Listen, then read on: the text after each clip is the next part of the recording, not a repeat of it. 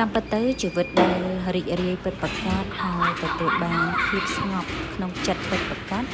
គឺការចេះសម្លឹងមើលមកជីវិតខ្លួនឯងហើយមើលមកអ្វីដែលខ្លួនឯងកំពុងតែមាននិងរៀនចេះស្រឡាញ់ពេញចិត្តជាមួយនឹងវាព្រោះអ្វីដែលយើងកំពុងតែមានអ្វីដែលយើងមានជាក់ស្ដែងនៅទីនេះបើសិនជាយើងស្រឡាញ់ពេញចិត្តចំពោះវាគឺយើងនឹងអាចទទួលបាននៅអ្វីផ្សេងទៀតជាច្រើនដែលយើងប្រាថ្នាចង់បានហើយបើមែនទែនទៅយើងមិនចាំបាច់ត្រូវប្រាថ្នាឲ្យមានជីវិតដូចទៅនឹងនរណាម្នាក់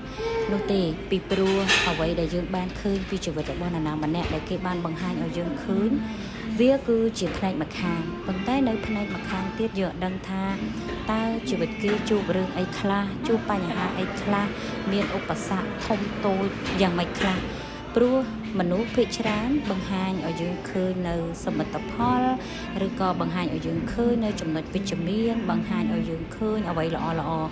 ក៏ប៉ុន្តែមានអ្វីជាច្រើនដែលគេបានបង្ហាញឲ្យយើងឃើញដែលវានៅខាងក្រោយហ្នឹងណាគឺវាពោពេញទៅដោយការឈឺចាប់ពោពេញទៅដោយការឆ្លងកាត់ពោពេញទៅដោយឧបសគ្គជាច្រើនហើយបើសិនជាយើងបានដឹងថាតើអ្នកនឹងឆ្លងកាត់រឿងអីខ្លះវាលំបាកយ៉ាងម៉េចខ្លះយើងប្រហែលជាលែងចង់បានជីវិតដូចអ្នកនឹងក្នុងពេលបច្ចុប្បន្ននេះហើយព្រោះ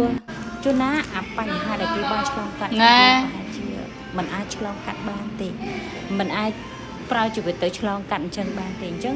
មែនទេទៅនៅពេលបច្ចុប្បន្ននេះបើសិនជាយើងមានអី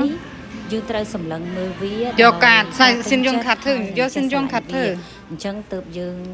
អាចនឹងទទួលបាននៅអ្វីផ្សេងទៀតដែលយើងប្រាថ្នាចង់បាននិយាយជារួមដែលខ្លីគឺត្រូវស្រឡាញ់អ្វីពេញចិត្តអ្វីដែលខ្លួនកំពុងតែមាននេះជាមុនសិនទើបយើងនឹងទទួលបានអ្វីដែលយើងប្រាថ្នាចង់បាននៅពេលក្រោយ